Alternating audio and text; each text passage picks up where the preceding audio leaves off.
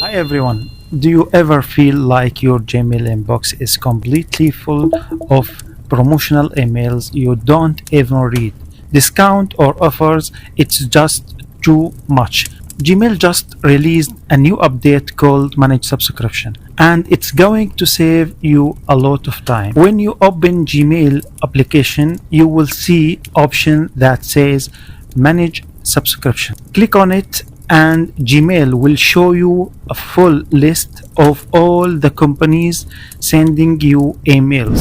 From here, you can easily choose who you want to stay subscribed and who you want to unsubscribe from, all in one place.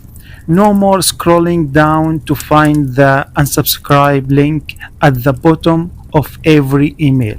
With just a few clicks, your inbox will be cleaner, faster, and way more organized. Thanks for watching. Don't forget to subscribe for more easy tech tutorial.